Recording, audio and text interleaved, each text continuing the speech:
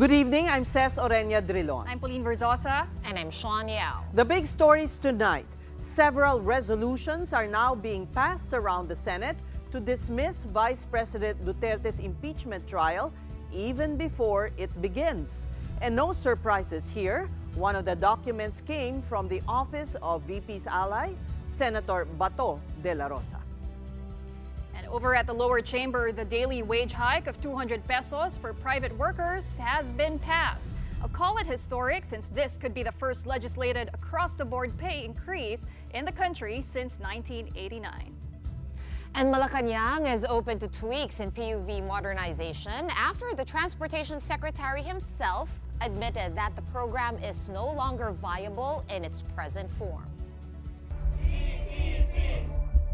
Anumang kumakalat na resolusyon, mere scrap of paper unless may mag-file niyan. Enough with the dribbling. You are not the spectators. You are the court. Let the trial begin. At first, he denied knowledge of the resolution to dismiss Vice President Sara Duterte's impeachment. But Senator Bato de la Rosa later on came clean and said he is the author of one of the documents that has since been circulating in the Senate for signatures. That's a big story tonight from Mobile Journal, Julie Baiza. This was Senator Bato de la Rosa's reaction this morning when asked about a circulating draft resolution to declare the de facto dismissal of the impeachment case against Vice President Sara Duterte. Senate President Cheese Escudero was quick to deny of a document of that sort filed at the upper chamber. Anumang kumakalat na resolusyon na wala namang author na pinakita lamang din sa akin ng media ay ika nga mere scrap of paper unless may mag-file niyan. But several hours later, Senator Bato is singing a different tune on where the resolution came from. Galing yun. Galing sa office. The draft resolution from De La Rosa's office cites how the impeachment case started by the 19th Congress cannot cross into the next. As Senate rules state, all pending matters and proceedings shall be terminated at the end of each Congress. Of course, the 20th Congress can still take up Sara's ouster if it's presented to it for the first time. In short, a fresh start. According to De La Rosa, the resolution was a product of inputs from other senators who want the impeachment trial dead. Merong open katanungan. Konsulta. Nababasa ko sa kanila yung draft. Ipafile niyo po. Titignan ko. The staunch Duterte ally claims there are 3 similar draft resolutions circulating at the Senate. He doesn't know where this came from, but De La Rosa says he is willing to collaborate with other authors to come up with the best version of the dismissed resolution. Senator Amy Marcos also confirmed seeing these resolutions. So did Senator-elect Ping Lacson, who said he got a copy from a Senate insider. He also revealed that signatures are already being gathered, so the issue can be debated upon and possibly adopted if it has the support of the majority. Senator Jinggoy Estrada also received a copy of the document. In fact, He says this has been in circulation as early as Monday, but he is not changing his stance. It is our constitutional duty to hear the impeachment case against any impeachable officer. Senator J.B. Ejercito echoed his brother's sentiment, while outgoing Senator Coco Pimentel called the resolution's logic flawed and its constitutional references inaccurate. Other senators, meantime, had this to say about the document that would outright dismiss VP Duterte's impeachment trial. Wala pa akong nakikita ganun. Sinabi ko noon, importante, kung walang ebidensya, bakit pa natin na patagalin ito? Ayoko naman pong maging impartial bilang isa sa magiging possible judge dito sa impeachment court. For House members who impeached Duterte, this development at the Senate is nothing but a nightmare, something they were afraid will happen after the presentation of the articles of impeachment was pushed back from June 2nd to June 11. Well, something fishy, no? Gumagante, may pinoproteksyonan talaga sa nangyayaring yan. Paasa at gaslighting ang ginagawa na sa laban sa mamamayang Pilipino. The plenary is not supreme. The people are supreme. With the impeachment seemingly in limbo, groups behind the complaints against Duterte say there's no other way now but to try the VP for high crimes.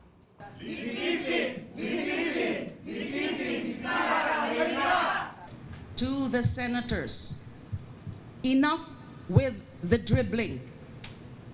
You are not the spectators. You are the court. Let the trial begin and let the evidence be laid bare.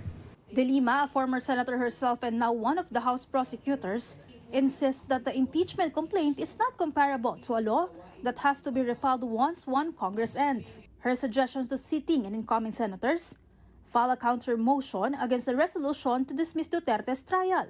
Immaterial pa yung numbers ngayon kasi di pa natin pinag-uusapan yung conviction. Ang sinasabi pa lang natin, ituloy yung impeachment trial, ipakita yung ebidensya, and then maglatag din siya kung gusto niya ng depensa niya. Next week, the Tindig Pilipinas coalition, where De Lima belongs, will be holding an ecumenical service and vigil outside the Senate grounds to pressure the upper chamber to finally start trying the vice president. If nothing comes out of that, their next recourse is to bring the matter to the Supreme Court. Mobile journalist Julie Baiza, We're One News. Well, as debates rage on the fate of Vice President Sara Duterte's impeachment trial, Malacanang maintains that President Marcos will not intervene. Palace Press Officer Claire Castro said the matter is already in the hands of the Senate. Castro also gave the same reply when asked about the supposed resolution seeking to dismiss the impeachment case against Duterte. Kung matuloy po o hindi matuloy ang impeachment, mukhang hindi na po yan sakop ng ating Pangulo. Ang gusto lang namin pong parating, sana po ay wag ipahid sa Pangulo kung ano man po ang magiging desisyon ng Senado dyan. Yuse Castros also asked about Sebastian Duterte's latest remarks against the president. While at The Hague, the Davao City Vice Mayor claimed that the recent cabinet revamp merely targeted Solicitor General Menardo Guevara. Guevara had earlier chosen to remove or recuse himself from defending the government in cases challenging former President Rodrigo Duterte's ICC arrest. Baste, who is Davao City's incoming vice mayor, with his father replacing him as mayor, also called Marcos a liar on his offer to reconcile with the Dutertes. The palace spokesperson said the younger Duterte seems to be misinformed. Pinapansin pa ba si Mayor Baste Duterte sa kanyang mga sinasabi? Can we expect any nice word from him? Napakinggan niya mabuti kung ano ang bawat salitang nanggaling sa Pangulo. Tinanong po siya ni Mr. Anthony Taberna kung open ba siya for reconciliation. If I'm not mistaken, that's the word. Open. Right? Not offer.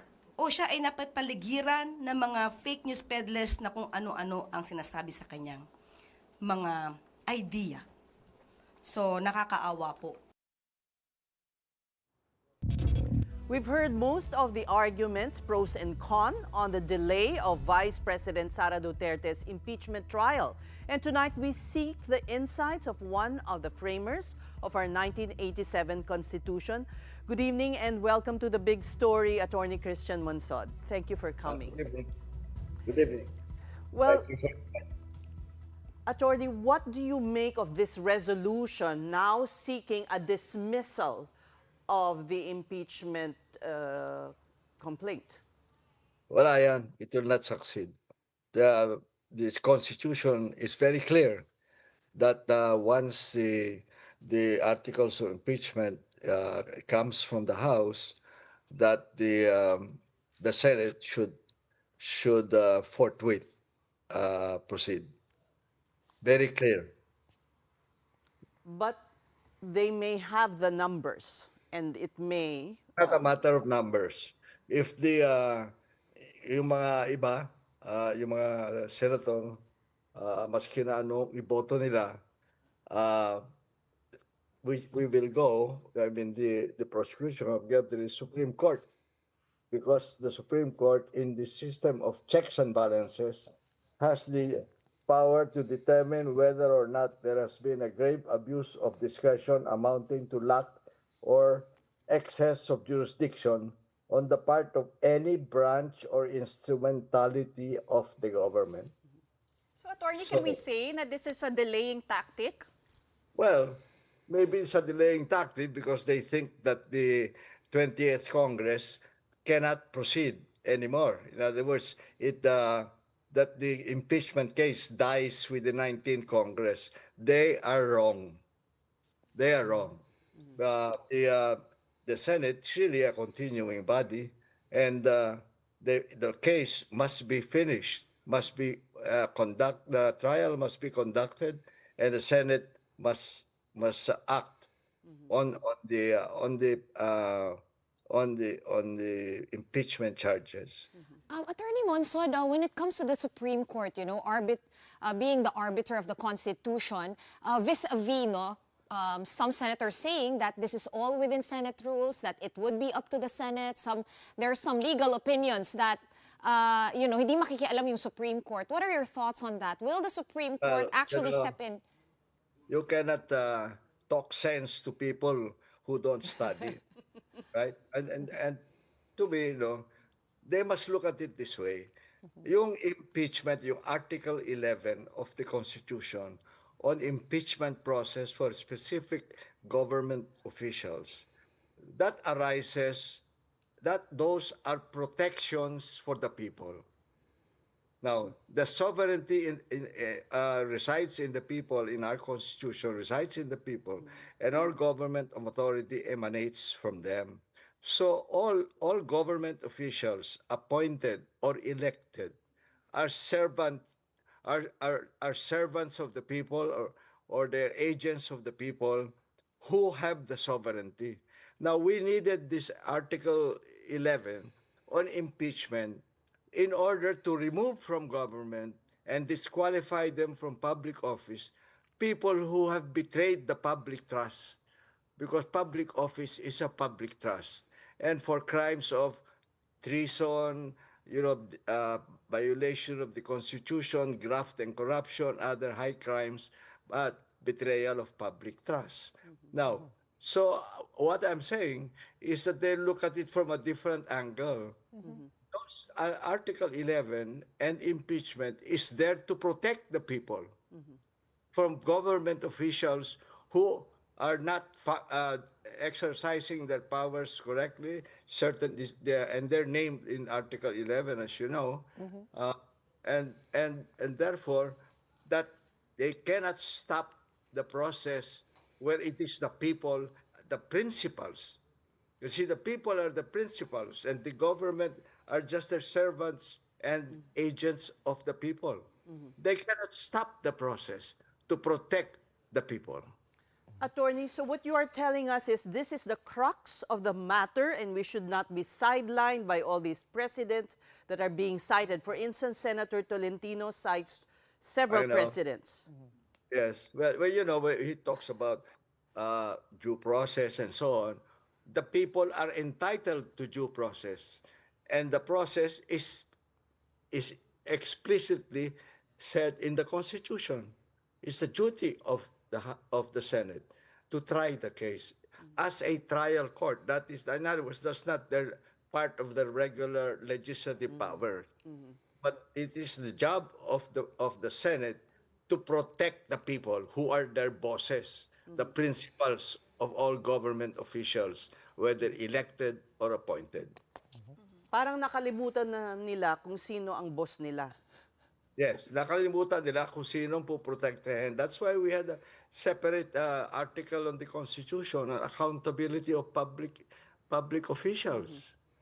Di ba? That's why we have it, because the people are entitled to be protected from public officials who have betrayed the public trust.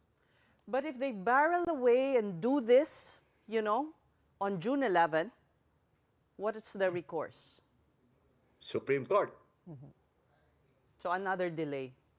Well, still, they cannot stop that process. They cannot- Attorney, last week, former Senate President Frank Drilon, in a TV interview, he said that, no matter how this goes, it's going to end up with the Supreme Court because the issues, whether kung pwedeng tumawid from 19th to 20th Congress, that's still kind of up in the air, although most legal luminaries agree na pwede.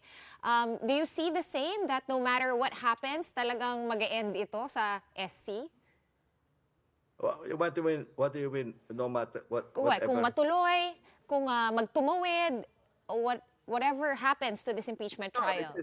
That trial will continue. They cannot stop it. On another note, Attorney, you also have Senate President Cheese Escudero saying that nothing binds the 19th Congress and the 20th Congress. He even said, in the end, the plenary is supreme. I mean, Senator Cheese is a lawyer, so how surprising is it for him to say something like that? What did he say? That is contrary to the point that the Senate is a continuing body, and they continue what started. The 20th Congress can continue what started in the 19th Congress. This is not an ordinary bill. You see, when it is a bill which is an exercise of the legislative powers, yung hindi natapos ng 19th Congress are deemed terminated. This is a special provision of the Constitution on the Senate acting as a judicial process, right? In the judicial process. So we shouldn't apply the rules that are for their legislative tasks. Correct. That's right. You cannot apply those are different. And the process in the case of impeachment is explicitly said in the Constitution.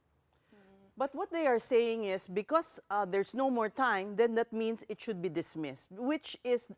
that's in the first place, that's a stupid comment, right? Because parang sinasabi nila na, they're protecting the public servant or agent of the sovereign people, protecting them rather than protecting the people. That is, hindi yata nagbabasa ng Constitution yan eh.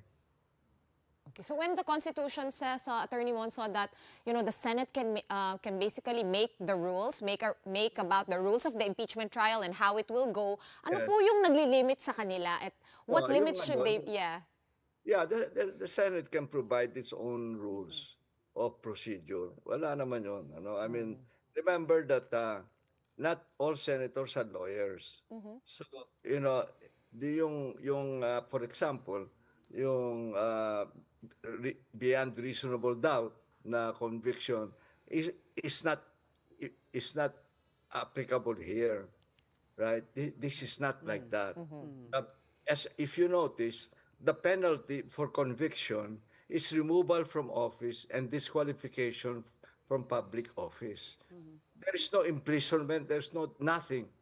It's just removing a public servant who had betrayed the public trust.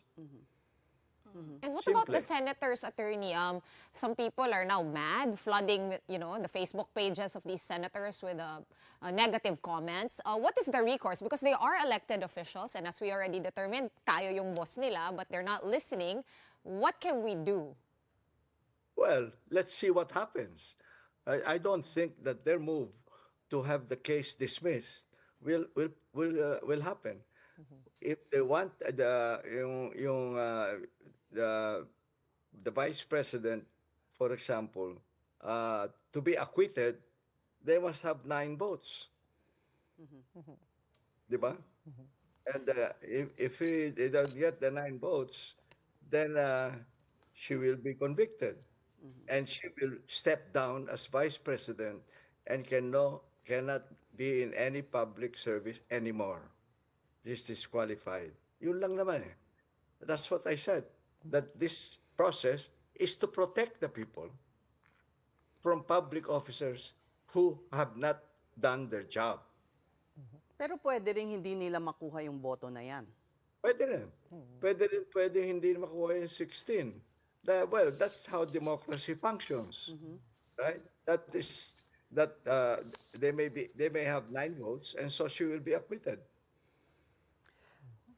But now, once again, Senate President Chis Escudero keeps repeating that the House took their time, dragged their feet, and now, I mean, it's water under the bridge. But he's still repeating this argument. Well, the Senate is also dragging her feet. It was delivered the impeachment articles of impeachment delivered to them February 5, right? But it's not. It's June 2, and they had to move it back to June 11. And then they're now saying that the delay, because of the delay, the right to due process of Vice President Duterte have been violated, and therefore it should be dismissed. Well, who delayed it? Who delayed the process? Di ba sila? But at the same time, attorney, there's that petition filed by the camp of Vice President Sara Duterte with the Supreme Court, where she said that the House of Representatives committed grave abuse of discretion because they did sit on the first 3 impeachment complaints. So how strong is her argument with the Supreme Court? Well, kasi nga may rule that only 1 a year, no? Ang impeachment charges. But you know, the lawyers of Duterte said that yung 3 previous ones were what is this? They were stopped, no? Parang sinasabi nila na shelf or whatever it is. It was never Taken up. to the Justice Committee. Now, if you say that number 4 violates violates the rule of 1 year, then you can revive the 3. Yeah, but isn't that a violation in itself, attorney? The fact na hindi nila finorward or ni-refer sa Justice Committee, which they should be doing in a given number of days as per the Constitution, as per the rules. Diba? So, hindi ba yon parang violation din on their part? Pwede ba tong i-bring up ni VP? No, what I'm saying is that I don't think that Vice President Duterte can evade impeachment proceedings. Okay, so attorney, by not holding a trial, how dangerous of a precedent would that be? Because you also have Senator Coco Pimentel saying not holding a trial is already tantamount to an acquittal of an impeachable official. Well, that will not happen. What is the source of your confidence, attorney? Because the Constitution is very clear, and then there is a Supreme Court who can intervene if they have abused their discretion. So in that system of checks and balances. But we know, as Senator Drilon had put it, the gods of Padre Faura do take their time. What? They take their time in deliberating. We don't begrudge them that, but this is another delay. Oh, yeah, you mean the Senate? The Supreme The Court. Supreme Court. Oh, well, I don't know what the status is of the petition filed by Duterte, but you know, I have to trust the Supreme Court because, as the saying goes, the legislative is the purse, the executive is the sword, but the Supreme Court is the conscience of the nation. And with that, Attorney Monsod, we end this interview and we thank you so much for talking to us. Okay. Thank you. That was Constitution expert and former COMELEC chairman Christian Monsod. We're just going to take a quick break, but coming up on the big story, the new PNP chief responds to the Human Rights Commission's reminder to proceed with caution when it comes to its bold reforms. That story and more when we return. Stay tuned.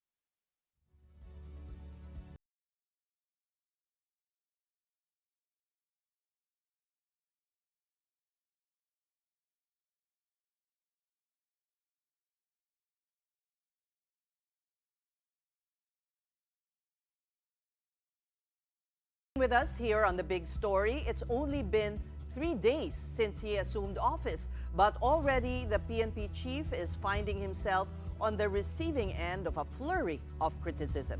That story from News 5's Carrie Cater. General Nicolas Torre vowed the police force's intensified campaign against illegal drugs will be carried out with strict adherence to legal standards and due process. The country's top cop also clarified his directive of more arrests. This is not a race for numbers, he says, but a call for greater diligence and efficiency. He tells police officers, make sure those who will be arrested are alive and will be able to defend themselves in court. Torre was reacting to the Commission on Human Rights concern that this marching order could lead to abuse. Hindi lang yan para sa drugs, okay? Para yan sa lahat ng criminality. Priority, alisin ang kriminal sa kalsada. So kung may mga snatcher, tambay, mga nanggugulo dyan, hulihin natin, huwag natin pabayaan. Hulihin natin, dalhin natin sa husgado. Titigil lang tayo sa panghuhuli pag wala na tayong makitang kriminal. Torre also welcomed CHR's reminder to avoid abuse, assuring the agency that due process remains at the heart of his anti-drug campaign. Magtiwala po tayo sa proseso. Ito po ang nakasaad sa batas. Ito po ang susundin natin. Ito ang proteksyon ng ating human rights. Aside from the CHR, Torre also responded to Davao City Mayor Sebastian Duterte's criticism of his appointment as PNP chief. The younger Duterte slammed Torre's promotion, saying it was not based on merit. Mayor Duterte also questioned how Torre managed to jump several ranks to become PNP chief. Rewind lang ng konti sa termino naman ng tatay niya kung sino unang chief PNP. Okay? The first chief PNP of his father is a one-star na naging automatic four-star. Did he ask that? Did he question that?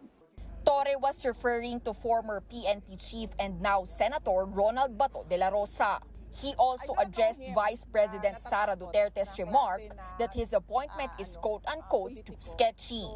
VP Sara cited alleged legal violations during Torre's time as chief of the Criminal Investigation and Detection Group when he served the arrest warrant on former President Rodrigo Duterte. Torre said he respects the Vice President's opinion, but findings of the Senate inquiry on the matter have already been submitted to the Ombudsman. Again, I respect the opinion of the Vice President and the opinion of everyone regarding the things that we've done during the arrest of Mr. Duterte. The Senate committee is not a disciplinary machinery nor a court that can say if who is right and who is wrong, who is guilty and not guilty. So I think we will answer all those things in a proper forum. For News 5, Gary Cator, we are One News. And as we speak, Vice President Sara Duterte is already making her way home to the Philippines from The Hague. The last time she was interviewed, she denied knowledge of moves to have the impeachment case against her canceled. But the VP admits that her camp is also questioning the impeachment crossing into the 20th Congress. Naku ma'am, hindi ko po alam, no? Hindi ko po nasusundan actually yung mga nangyayari sa Pilipinas kasi magkaiba yung time zone. Pero ang pagkakaintindi ko ay madaming procedural lapses na nangyari na labag sa Constitution. Well, yan ma'am, kina-question din namin yan. Yung pag-crossover from the 19th to the 20th Congress. Yung lawyers ko na lang magsalita, ma'am, kasi papagalitan na naman ako nila. Vice President Duterte also said that she doesn't believe the impeachment process was postponed because Senate President Chis Escudero is afraid of her. Recall that Akbayan Party List Congressman Percy Sandanya brought this up as the reason for Escudero's move to allegedly delay the VP's trial. Hindi natatakot yon. In fact, isa siya doon sa mga... Kasama ba siya sa Spice Boys? Hindi, pero... Ano ba? Impeachment ni GMA. Yes, no? Yes, 3 times. Oh yes, there was a group called Spice Boys at the time sa House of Representatives, 'di ba? Yung mga matatapang na mga mga batang congressman. Parang kasali siya doon. Well, sa impeachment po, siya yung minority floor leader. Yeah, so anyway, GMA. yes, we do not remember him I do not know him na natatakot na klase na politiko. So hindi ko lang alam saan nanggagaling yung sinasabi na takot si Senator Chis Escudero. Now in other news, developments are on track in Pag-asa Island as the Philippines strengthens military facilities and improves living conditions for residents there. The building goes on amid maritime tensions still raging in that territory. News 5 correspondent Gerard De La Peña reports. On the new runway at Pag-asa Island, a C-130 aircraft landed carrying troops from the Armed Forces of the Philippines. The runway is now long enough to accommodate various aircraft, including large cargo planes. The visit was part of a maritime patrol to assert the Philippines' presence in the area. Yung ating runway is 100% complete na. So yung mga ancillaries na lang sa paligid, yun na lang yung for completion and we're aiming to complete it within the year. The control tower is nearly finished and will help improve the management of aircraft landings and departures. Meanwhile, construction continues on the port, which will allow larger Navy and Coast Guard vessels to dock directly at the island. Beyond the military facilities, other developments are underway on Pag-asa Island. All community roads have been paved with concrete and there is now sufficient electricity supply. Residents are also using desalination equipment to turn salt water into safe drinking water. We'd like to really look at the future of Pag-asa Island, and hopefully, baka in the near future, tourist spot. Amid the improvements, Chinese vessels remain visible in the area. Before the aircraft landed, the troops received radio challenges from the China Coast Guard. Local fishermen on Pag-asa Island are worried about their livelihood. Takot na rin yung mga kasama namin maglapit doon. Palapit pa lang kami, inaharangan na po kami ng mga barko nila. Kami na lang po yung umiiwas. Worse, there have been reports of fish poisoning. Medyo naghirap na po yung isda sa Pag-asa Kalayaan Island dahil po sa coast ng lason, cyanide ng mga Vietnamese. Sa gabi po nila binubuhos yung lason sa paikot ng isla. For News 5, Gerard de la Peña, we are One News. Time to pause for another quick break, but when we return, Malacanang is open to tweaking the PUV modernization program, but it maintains that there is no way the program will be scrapped. Details ahead, keep it here on One News.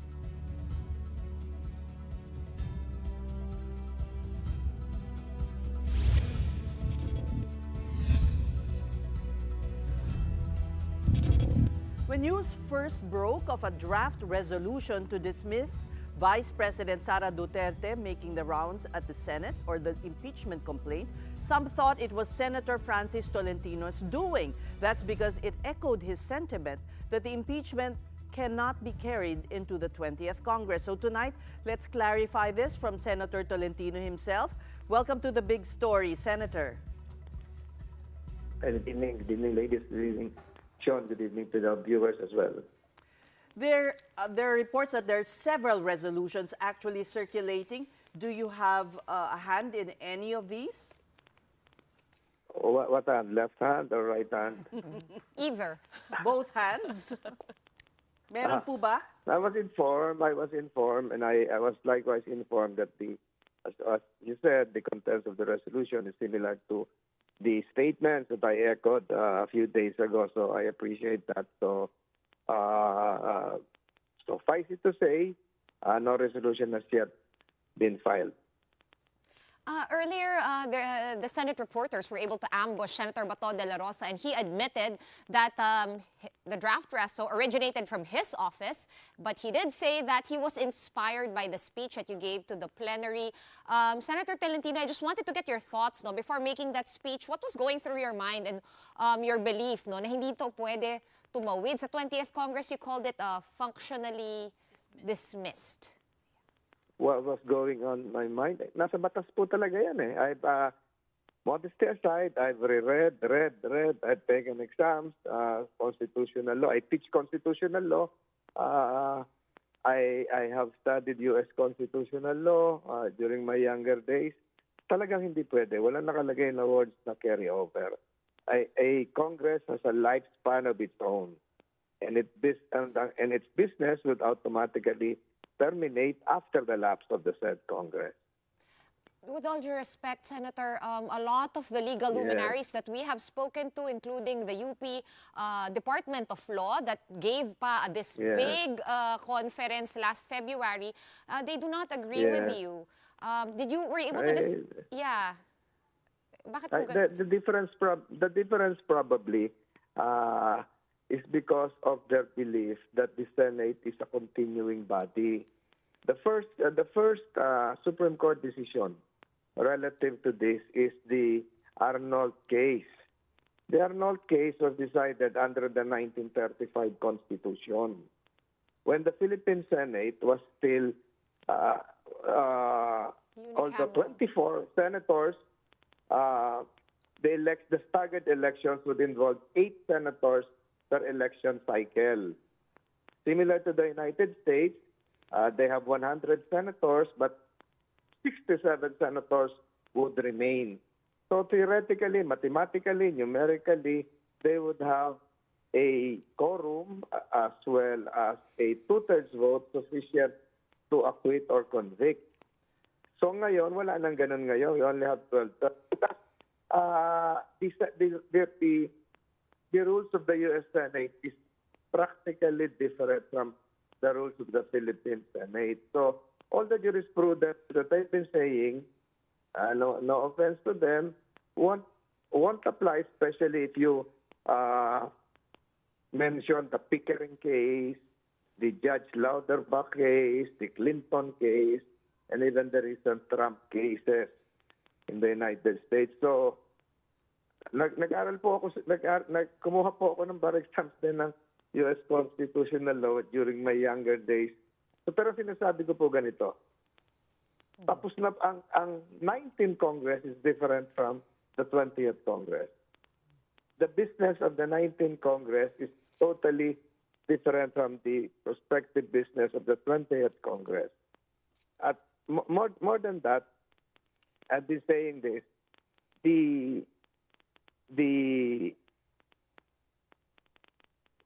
case was received by the 20th. Hello?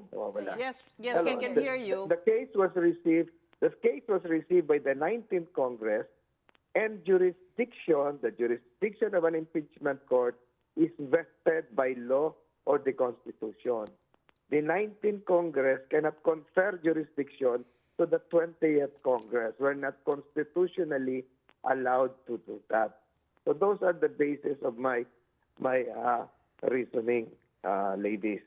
Okay, but Senator, you did cite SC rulings in Neri versus Senate, Balag versus Senate, where all legislative matters were terminated with the expiration of Congress. But then again, Senator, those were legislative matters. But this impeachment trial, your duty here falls under Article 11 of the Constitution, which you have to do to hold public officials accountable. Yeah, you are, kumbaga, quasi-judicial and judicial, no? Just to add to Pauline's. Not just quasi-judicial, it's a sui generis. Because we lawyers call it sui generis. So, you're correct, inciting Balag, inciting Neri, but you have to remember Neri, when Justice Teresita de Castro mentioned that statement that the Senate, though continuing, because it is not dissolved, cannot continue its business. So there is a big difference between the institution as continuing as well as the matters being tackled by that said institution, which cannot continue, whether it is legislative or impeachment or other business. It stops, it lapses, it dies with that Congress, so to speak. What about your primordial role to uphold the Constitution? We acknowledge that. We're not evading that. That's why if you read my speech, I start with the fourth tweet. It should be done soonest. In fact, I'm ready. I'm ready to perform my job. I have my robe. I've read and reread several times for the last several days the rules of evidence, which would be suppletory in terms of the impeachment trial. So I'm ready. We're not shrinking from our responsibility. The primordial role stays the same. In fact, the content of my theory is this. If we have to start the case, we have to do it now. But we have to end by June 30 because that's the time when the 19th Congress lapses.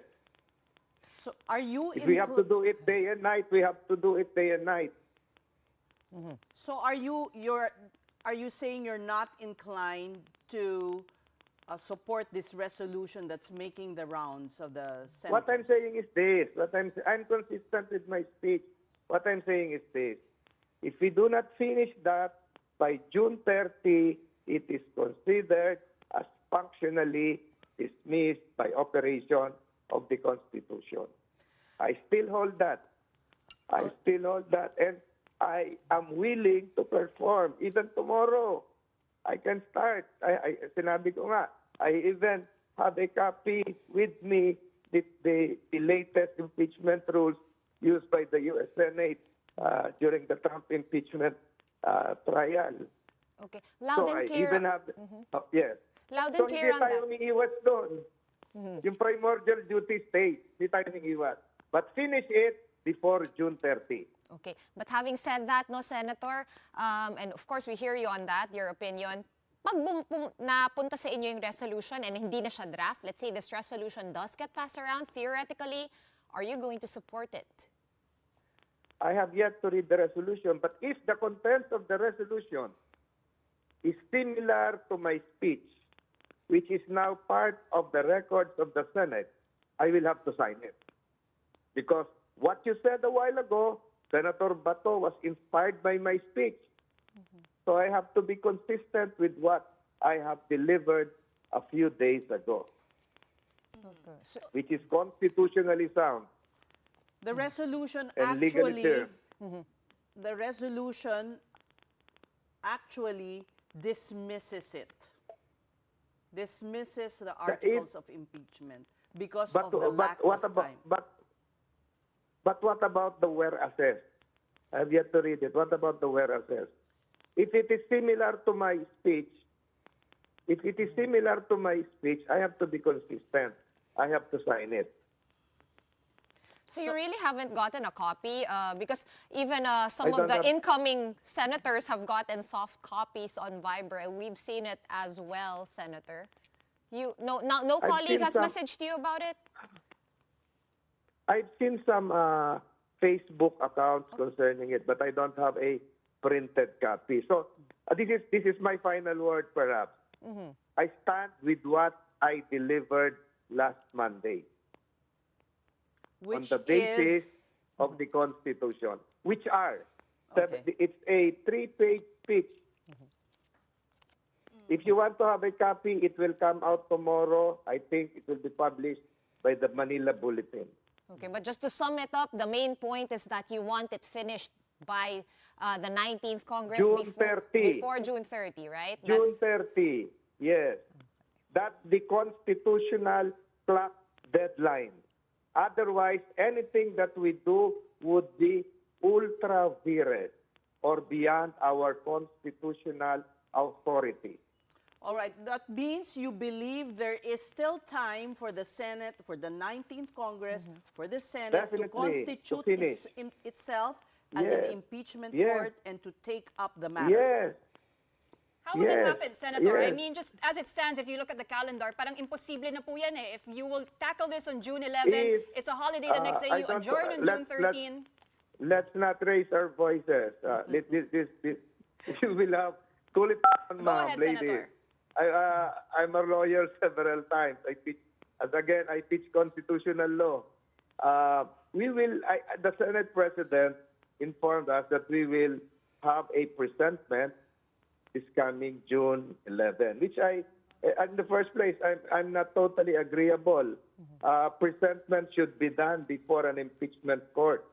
So we have to be constituted first, take our oath, and do our mandate as trial judges, not just before the plenary.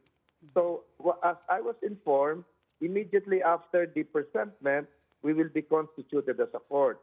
There will be a time for the issuance of a summons and time for the respondent to to answer. Thereafter, if it is 10 days, that would be June 21. And the clock starts ticking. We can do a pre-trial, we can do a daily trial, we can have stipulation of facts. We can do it. I'm willing to do it. I'm willing to head even a group of judges to receive evidence. So we can fast-track this. But acknowledging the procedural rights of the respondent as well, the substantive rights, the right to speedy trial, and the right to have an impartial judgment. Yung 10 days That's right your of job. reply kasi for Vice President Sara Duterte, that really takes up all the days. No? But I'm curious. It can be shortened. It can be shortened. Oh, I think it can be shortened because the articles of impeachment is now of public record. It is not the first time that we will be seeing it. In fact, the presentment is just a ceremonial presentment, quote unquote. We have seen the articles of impeachment as early as February 5. There are no surprises here. The wordings of the articles of impeachment as shown to us, as filed last February 5, would still be the same articles of impeachment that we would be hearing come June 11. And the same articles of impeachment, I think, has been shown to the office of the Vice President. So there will be no surprises here. Senator, very, very quickly lang, no? Were you informed na mapopostpone from June 2 to 11 yung reading of the articles? Wala po. So wala nagulat po. ka rin? Nagulat din kayo? Text man. Okay. Text man. I was curious. Sige. Thank you so much. I'm supposed to be, ladies, I'm supposed to be the chairman of the Committee on Rules as majority leader. So, sa akin dapat unang babagsak yun. But I was not informed. Nalaman ko na lang nakatanggap kami ng sulat. Okay. So, the Senate President probably is in good faith. We presume regularity on the part of the Senate President. But if given the chance, I recall your words again, primordial, we are willing. I am more than willing. In fact, kung kailangan magbasa ko ngayong gabi uli ng rules of evidence, hindi lang in our jurisdiction, but even the federal rules of evidence, I will do that All to right. fulfill my duties. Thank you so much, Senator Francis Tolentino, for joining us Daghang on The Big salamat, Story ladies. Daghang salamat. and for Opo, all your salamat po. clarifications. Marami pong salamat. Meantime, Transportation Secretary Vince Dizon admits the PUV modernization program is no longer viable in its current form. Speaking before the Commission on Appointments, Dizon said many transport cooperatives cannot repay loans for modern vehicles. He also noted that only around 40% of public utility vehicles have consolidated and joined cooperatives as required by the program. Dizon added less than 20% of local government units have rationalized routes, issues that further hinder the program's progress under its present design. Given the present state of the modernization and kung itutuloy-tuloy lang po, tingin ko po yung fact na hindi na nakakabayad ng utang ang karamihan sa mga bumili ng bagong mga sasakyan, that is a clear sign that it is not viable in its present state. Meantime, the palace says President Bongbong Marcos supports the DOTR's call to hold off the PUV modernization program. But the palace reiterates the PUVMP stays and only needs tweaking. So kailangan po talagang i-prepare ang mga concerned na mga drivers natin, operators natin, para sa paggawa at pag-manage, pag-operate ng isang kooperatiba. Pangalawa, karoon pa po na ibang suppliers, no? Manufacturers. Para po kung makakapagbigay sila ng mas mura na sasakyan or vehicle para sa ating mga operators at drivers. Pangatlo po na issue ay patungkol po sa loan. Kailangan din po na kayanin ng ating mga kababayan ang interest or yung pagbabayad sa utang. So, pati po yung mga ruta. May mga ruta po kasi naman na hindi dinadaanan ng maraming jeepneys. So, yan din po ay dapat isaayos with the LGUs at yan po naman ay pinakinggan ng ating Pangulo. Pero tandaan po natin, tuloy pa rin po ang PUV modernization program. In other news, the House of Representatives has just approved a 200 peso across-the-board daily wage hike for minimum wage earners. This is the very first legislative pay increase in nearly 4 decades. House Bill number 11376, or the proposed wage hike for Minimum Wage Workers Act, passed on the third and final reading with 172 votes in favor and 1 abstention. The 200 peso wage hike is higher than what the Senate passed in February of 2024. Senate Bill 2534 proposed an increase of 100 pesos, opening the floor for bicameral talks. Representative Raymond Mendoza of the Trade Union Congress of the Philippines, one of the bill's principal authors, urges the president to sign this bill into law, saying it may be a defining moment in his presidency. This increase covers all private sector minimum wage earners, including contractual and agricultural workers. To ease the burden, small businesses affected by the hike may seek incentives from the Labor Department.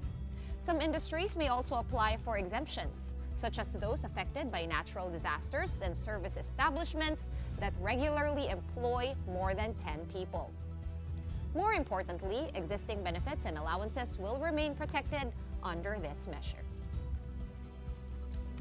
And finally, for our big picture tonight, the Supreme Court has launched the Judicial Burnout Scale app, a mental health tool built for Filipino judges to detect early signs of burnout. The launch last May 30 was led by Chief Justice Alexander Gesmundo and SC Associate Justice Mario Lopez. Gesmundo said that judges are vulnerable to burnout and trauma due to, quote, the weight of life-altering decisions. The app was based on the Guilford-Zimmerman Temperament Survey and adapted to suit Philippine context. It was developed by the SC Governing Council for Mental Health Technical Working Group together with clinical psychologists under the SC Cares program. The app was also tested on over 300 judges during the Regional Mental Health Summit in Davao last May 23. Judges can access the app via Microsoft Power Apps or through their browsers. There are plans to roll it out to court personnel soon. Nabitin ako, wala yung results Wala from the na. dry From run. 300. How many kaya are burnt Oo nga, out? and I wanted to know what's in the app. Yoga ba yan? Meditation? Or yung parang oral sounds, di ba? On a different frequency. Diba? Pa-share naman, SC. We need the details. Chief Justice. I know. Or our SC spokesperson, Camille Ting. Maybe we can invite her and ask her about this Yeah. app. Diba? Lots of people experience burnout, diba? Yeah. Ourselves included. All right, and that's the show this Wednesday evening. Thank you so much for watching. We are One News, all sides, all the time. The big story is back tomorrow at 7:30 p.m. We'll see you then. Have a good night, everyone. In the meantime, though, coming up next is Play-by-Play. Hi, Andre. Hi, Cheska. What do you guys have for us? Burned out na rin ba kayo? Huwag naman sana. Mukhang hindi. As Andre usually says, yung pagod niya pang Friday na. Monday pa lang. Oh, sinasabi ko, happy weekend. Good news. I thought I would be twinning with you. Look. Look, oh. But instead, they're twinning with each other today. Planuhin natin. Gusto mo lahat tayo magganyan? Andre, sige, Kate ka ha. Are you sure? Yes. I don't know about you. You're getting yourself in big trouble. Pauline has committed to land him one. Trendsetter. Magkikape lahat. Gagawin niyo yan. Friday game? Game. Napalaban ako dun. Susutin ko to ulit. Okay lang yan. Sustainability. May isa pa. Sarap ng undertime, no? Banter pa more, Marie. But thank you once again. Okay na tayo, girls? Okay na. Okay na, 8:28. Thank you to Cess, to Sean, to Pauline, the ladies of the big story. Napalaban ako, Chess. Mukhang... Magkikape ka. Ikaw nagsabi. Okay, fine. Tonight, we've got the New York Knicks firing their head coach after their elimination from the NBA playoffs. Plus, a coaching change in UAP volleyball as well. We catch up with veteran mentor Shaq De Los Santos after he was named the new head coach of the USC Golden Tigresses. And it's off to the 3x3 World Cup for the Gilas Pilipinas women's team. We tell you how they booked their spot in the prestigious tournament. I'm Andre Felix. And I'm Cheska Liton-Calao. And here's tonight's play-by-play. Ramiro